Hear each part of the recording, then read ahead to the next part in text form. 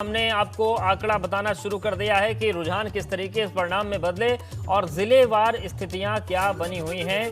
तो अब हम आपको बताते हैं कि कन्नौज में क्या हालात है। अवध क्षेत्र को हम बताते हैं। यहां पर सपा को 10 सीट मिली है, भाजपा को 6 सीट मिली है और बसपा को 2 सीट पर ही संतोष करना पड़ा, जबकि जो निर्दलीय हैं उन्होंने 10 सीट जीती है। तो ये कन्नौज की सियासी स्थिति है। हम बात करें प्रयागराज की तो यहाँ पर कुल 84 सीटें हैं और 84 सीटों में बीजेपी को 15 मिली है। बीजेपी के जो बागी हैं निर्दलीय उन्हें 13 मिली है, यानी कि 15, 10, 25, 3, 28 सीट हो गई। समाजवादी पार्टी की अगर हम बात करें तो 25 समाजवादी पार्टी है, 1 कांग्रेस है, बीएसपी 4 है, एआईएमआईएम ने भी 1 खाता खोल लिया है, अपना दल एस 4 है, आम आदमी पार्टी 2 और कुल निर्दलीय जो हैं अन्य वो 32 सीट जीते हैं।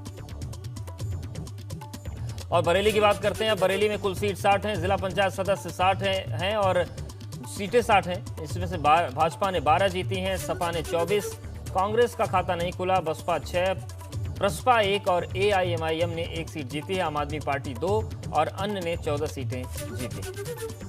प्रतापगढ़ की बात करते हैं। प्रतापगढ़ में कुल 57 सीट हैं, भाजपा ने 8 जीती हैं, सपा ने 12, कांग्रेस 5, बसपा 1, जनसत्ता दल लोकतांत्रिक ने 27 सीटें जीती हैं। ये राजा भैया की पार्टी है और अन्य ने 3 सीट जीती हैं। और चलिए अब बात करते हैं सोनभद्र की, कर लेते हैं बात। सोनभद्र में 31 वार्ड है कुल, बीजेपी 5 सीट जीती है, सपा 11, बसपा 2, अपना दल ने 3 सीटें जीती हैं और अपना दल का जो कृष्णा गुट है इसमें भी 2 फाड़ हैं, उसने 1, निषाद पार्टी ने 1, जनाधिकार मंच ने 1 सीट जीती है और निर्दलीय 7 हैं जिन्होंने जीत हासिल की है। और बात करते हैं फतेहपुर की। बीजेपी ने यहां पर 46 में से 10 सीटें हासिल की हैं, समाजवादी पार्टी को 5 सीट मिली है, कांग्रेस को 3 सीट मिली है, बीएसपी का खाता ही नहीं खुला। कुल निर्दलीय 28 हैं जो जिन्होंने जीत दर्ज की है, जिसमें से 5 बीजेपी के जो बागी निर्दलीय हैं वो शामिल हैं। तो बीजेपी में 5 आप और जोड़ सकते हैं अगर वो मान गए तो। और आपको भदोही की तस्वीर दिखाते हैं। भदोही में बीजेपी को 6 सीट मिली है, समाजवादी पार्टी को 9, बीएसपी का खाता नहीं खुला, कांग्रेस का खाता नहीं खुला और जो अन्य हैं जो निर्दलीय हैं उन्होंने 11 सीटें जीती हैं।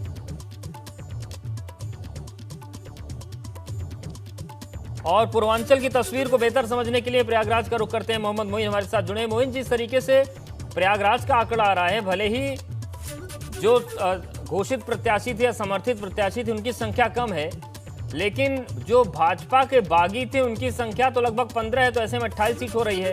तो जो अब समीकरण बन रहे हैं, अगर बागियों को मना लेते हैं, कुछ निर्दलीयों को मना लेते हैं, तो क्या प्रयागराज में भाजपा का जिला पंचायत अध्यक्ष बन सकता है? ये स्थिति हो रही है क्या?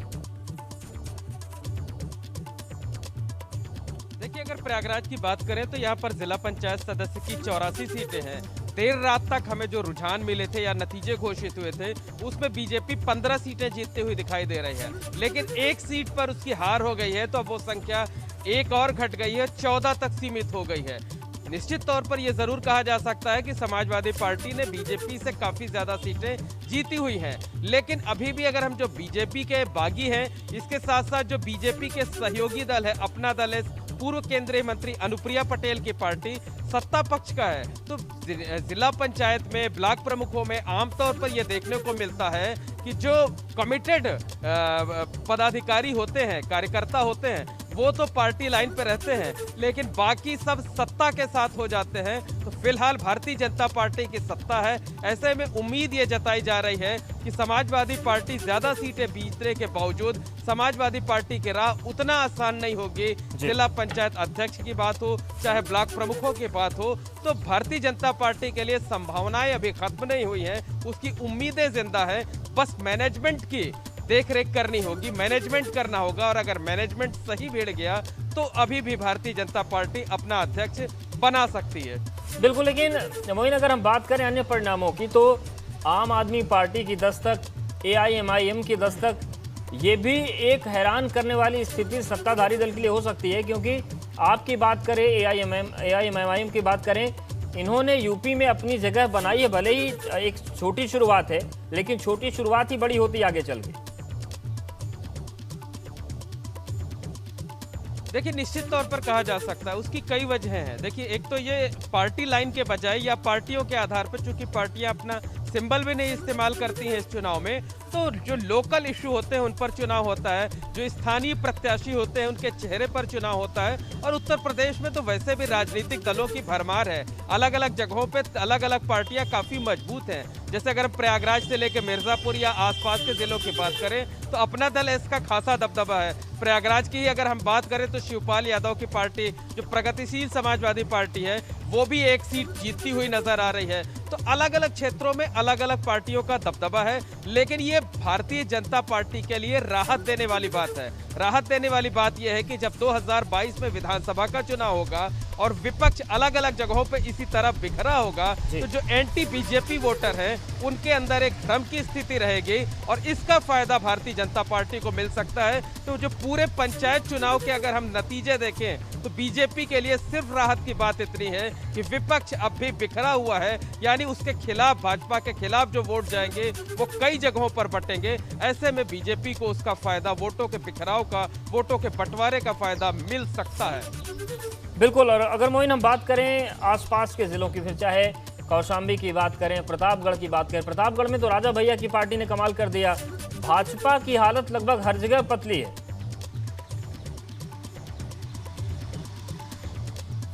जी बिल्कुल, निश्चित तौर पर यह जरूर कहा जा सकता है कि ये जो नतीजे हैं भारतीय जनता पार्टी के लिए आत्ममंथन करने वाले हैं। भारतीय जनता पार्टी के उम्मीदों के मुताबिक नहीं रहे हैं और जैसा आप कह रहे थे कि अलग अलग जगहों पर अलग अलग पार्टियों का दबदबा देखने को मिला है। प्रतापगढ़ की हम बात करें तो वहां पर राजा भैया की जो पार्टी जनसत्ता दल है उसने बहुत अच्छा प्रदर्शन किया है। कांग्रेस ने बहुत अच्छा प्रदर्शन किया है। कांग्रेस ने समाजवादी पार्टी और इसके साथ साथ बीजेपी से ज्यादा सीटें हासिल की हैं। चूंकि जो एक गढ़ है रामपुर और आसपास का, वो प्रमोद तिवारी का गढ़ माना जाता है। लंबे अरसे से वो खुद या उनके परिवार के लोग वहां से विधायक चुने जाते रहे।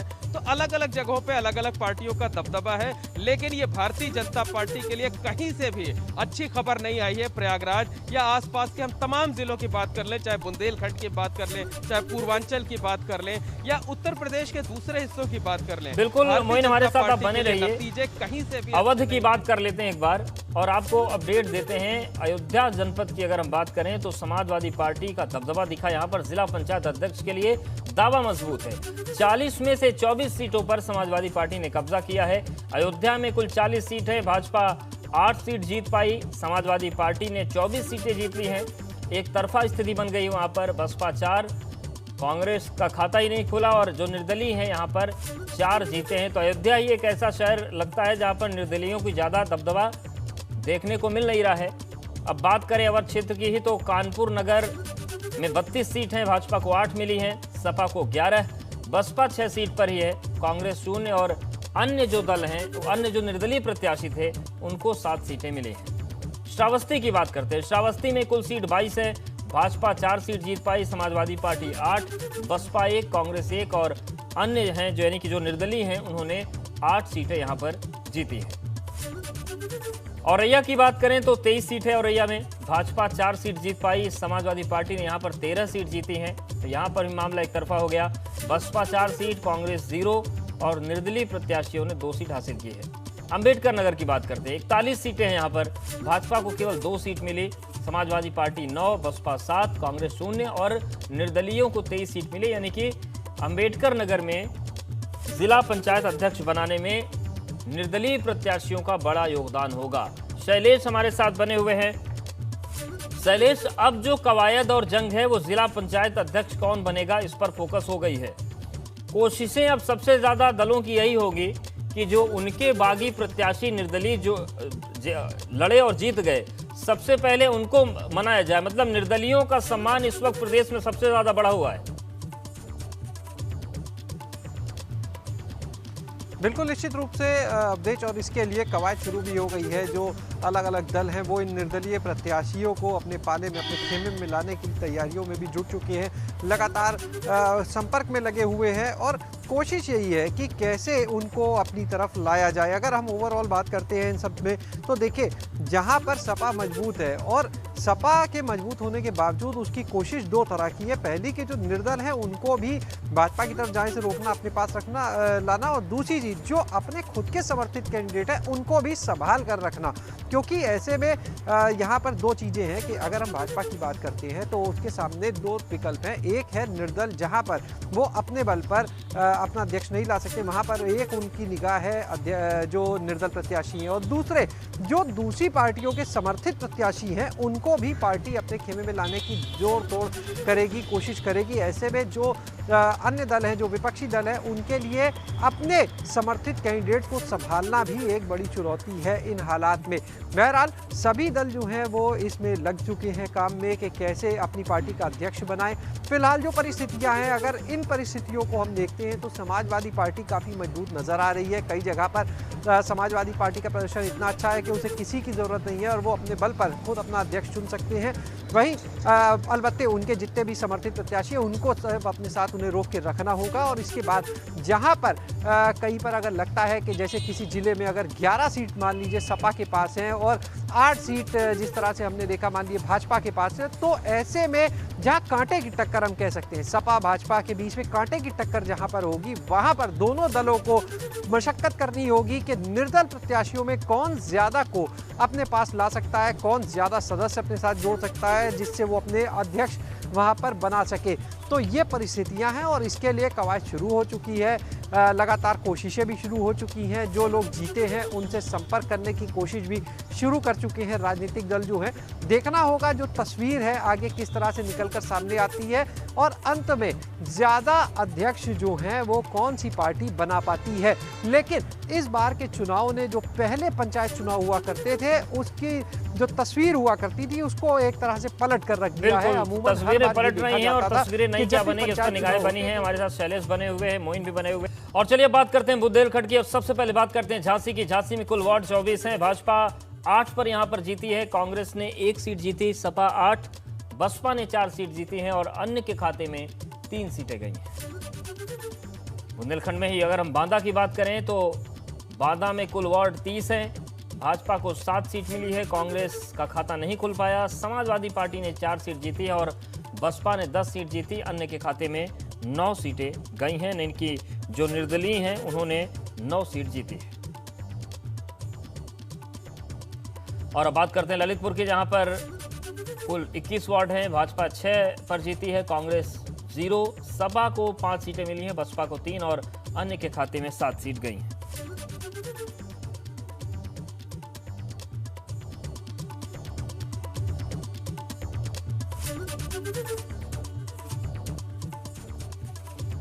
और चलिए कुछ तस्वीरें आपको दिखाते हैं। लखीमपुर खीरी में प्रधान बनने पर जुलूस निकाल दिया गया, जमकर फायरिंग हुई, आचार संहिता का उल्लंघन हुआ। प्रधानपति गुरमीत सिंह ने जीत के बाद जुलूस निकाल दिया। तो देखिए आप, प्रधान पत्नी बनी है, जुलूस पतिदेव निकाल रहे हैं। और केवल ऐसे ही नहीं, राइफल चल रही है, गोलियां चल रही हैं, प्रदर्शन हो रहा है और भीड़ जमकर है। वीडियो वायरल होने के बाद पुलिस ने मुकदमा दर्ज कर लिया है। थाना पसगवा इलाके के कलुआ गांव का ये मामला है।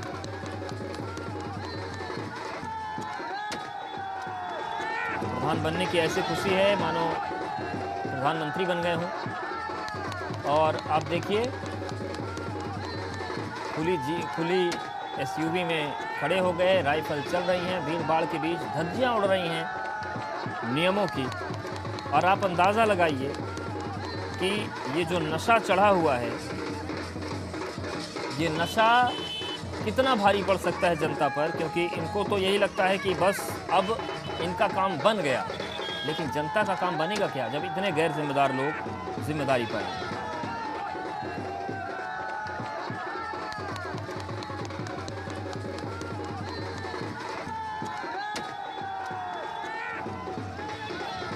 और चलिए अब आगरा की तस्वीर दिखा देते हैं और एक ऐसे अधिकारी की तस्वीर दिखाते हैं जो अपने आप को सबसे बड़ा भाजपाई और सबसे बड़ा गुंडा समझता है। एडीएम प्रोटोकॉल की बात कर रहे हैं हम, पुष्पराज सिंह नाम है।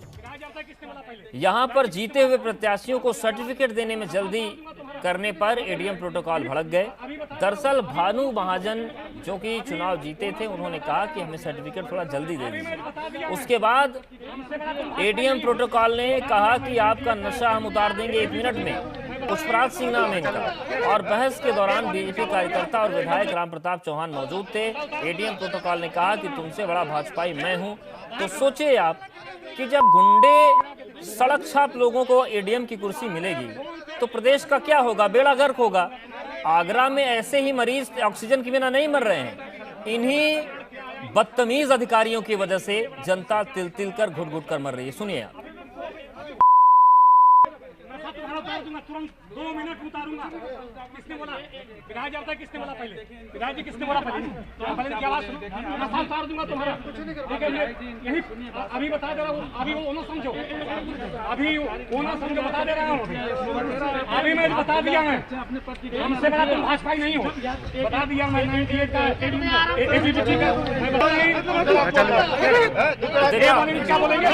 एडीएम कह रहे हैं कि मुझसे बड़े भाजपाई नहीं हो, 1 मिनट में नशा उतार दूंगा। सोचिए इनके सिर पर कितना नशा होगा।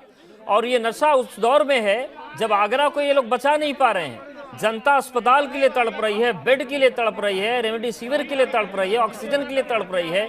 उस दौर में इन पर इतना नशा है कि अपने आप को सबसे बड़ा भाजपाई बता रहे हैं। मुख्यमंत्री को इस मामले का संज्ञान लेना चाहिए। ऐसे अफसर अगर कुर्सी पर बैठेंगे तो जनता अपनी जान हारेगी और पार्टी अपना चुनाव, क्योंकि इन्हीं जो अधिकारियों की बदतमीजी होती है, इन्हीं गुंडागर्दी जो करते हैं, इसका सीधा असर सरकार की छवि पर जाता है।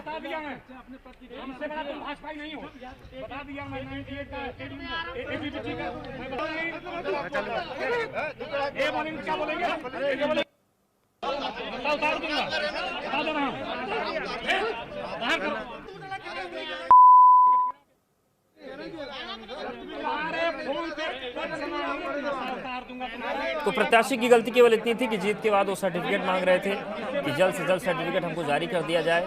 लेकिन एडीएम साहब नशे में थे। एडीएम प्रोटोकॉल हैं पुष्पराज सिंह, और पुष्पराज सिंह ने कहा कि मुझसे बड़े भाजपाई नहीं हो, 1 मिनट में नशा उतार दूंगा। अब कोई पुष्पराज सिंह से पूछे कि जो ऑक्सीजन की कमी का नशा था वो क्यों नहीं उतर पाए अगर आप इतने बड़े तुर्रम खान थे। नितिन, सवाल ये है कि ऐसे बदतमीज और सड़क छाप लोगों को इतनी महत्वपूर्ण कुर्सी दे दी गई है, ऑक्सीजन ये नहीं दिलवा पाएंगे, लेकिन अगर गुंडागर्दी अगर इसको करने को कह दिया जाए तो माफिया जैसी हरकत है इनकी। तो देखिए, बिल्कुल देखिए, जिस तरह से जो एडीएम प्रोटोकॉल पीसीएस ऑफिसर हैं, पढ़ लिख कर आए होंगे, लेकिन एक अनपढ़ व्यक्ति से ज्यादा उनकी जो कहा जाए बदमिजाजी देखने को मिल रही है। और किस तरह से भानु महाजन से कह रहे हैं कि 1 मिनट में तेरा नशा उतार दूंगा, मुझसे बड़े भाजपाई हो। 1998 में मैं एबीपी से जुड़ा रहा हूँ। तो आप समझ सकते हैं कि इस भाजपा सरकार में हर कोई नेता संघ से जुड़ा हुआ है, हर कोई नेता भाजपा से जुड़ा हुआ है। बड़ी विडंबना देखिए कि ब्यूरोक्रेसी किस तरह से सिर पर नाच रही है इस सरकार में। पूरी तरह से जनप्रतिनिधि और संगठन के जो लोग हैं वो पूरी तरह से कहा जाए उनके आगे म्याऊं बिल्ली बने हुए हैं। सवाल ये था कि भानु महाजन बीजेपी के महानगर अध्यक्ष है, तमाम जो जीते हुए प्रत्याशियों ने उनको फोन किया और कहा कई घंटे हो चुके हैं, उनको सर्टिफिकेट नहीं दिया जा रहा। भानु महाजन ने जिलाधिकारी को फोन किया, जिलाधिकारी ने कहा आप एडीएम प्रोटोकॉल इसके लिए पूरी तरह से उनकी जिम्मेदारी नियुक्त की गई है, उनके साइन है, उन्हीं के साइन से आपको सर्टिफिकेट दिया जा रहा है। तो वहां गए तो सबसे पहले ये लगातार भाजपाइयों को, तमाम जो मौजूद लोग थे, उनको बल्ली क्रॉस करके उनसे हटने के लिए पुलिस को बल को निर्देश दिया गया। और उसके बाद ये कहीं ना कहीं भाजपाइयों को नागवार गुजरा। जब बीजेपी के महानगर अध्यक्ष पहुंचे तो उनके सामने ही बदतमीजी करने लगे। आप समझ सकते हैं कि राम प्रताप चौहान एतमादपुर विधायक उस वीडियो में मौजूद हैं और खुद वो कह रहे हैं कि उंगली नीचे करके बात करिए एडीएम प्रोटोकॉल साहब। और इसी बीच भानु महाजन से कुछ बहस होती है और उसके बाद उनको 2 मिनट में सुधारने की बात एडीएम प्रोटोकॉल पुष्पराज सिंह करते हैं। पुष्पराज सिंह के पहले भी कई सारे किस्से चर्चित रहे हैं और अपने कुलीग को लेकिन अब हमने नितिन, सवाल ये है कि क्या पुष्पराज सिंह पर कोई कार्रवाई होगी, हुई या नहीं हुई? देखिए, ये विडंबना है इस भाजपा सरकार में, किस तरीके से जो संगठन के लोग हैं या चुनी जनप्रतिनिधि हैं, कितना उनका दम घुट रहा है, इस बात से समझा जा सकता है किस अभद्रता की पराकाष्ठा पार कर दी एक अधिकारी ने। आप समझ सकते हैं कि किस तरीके से, कि तेरा 2 मिनट में नशा उतार दूंगा, आप समझ सकते हैं उंगली उठा के। तो आप समझ सकते हैं कि ये भाजपा है, बीजेपी सरकार में किस तरीके से बड़े सवाल कई सारे खड़े हो रहे हैं। कई सारे बीजेपी नेताओं ने अपने दबी जुबान में ये भी कहा कि हमारा रिपोर्ट कार्ड तो अधिकारी तय करते हैं। तो आप समझ सकते हैं कि जब केवल सर्टिफिकेट में लेने में देरी हो रही थी, और नितिन, जिस तरीके की तस्वीरें आती यही वो आगरा है जहां पर एक बच्चा जब पिछले लॉकडाउन के दौर में सूटकेस पर लेटकर जा रहा था तो यहां के डीएम ने कहा था ये सामान्य घटना है। इन तस्वीरों को देखकर लगता है कि ये अधिकारी हैं तो सही जिले में, लेकिन इनको किसी अलग संस्थान की जरूरत है, वहां जाएंगे तब ये सुधर कर आएंगे, क्योंकि अगर अधिकारी गुंडा हो जाएगा तो फिर ऑक्सीजन के लिए जनता मरेगी। शुक्रिया नितिन आपका जानकारी के लिए।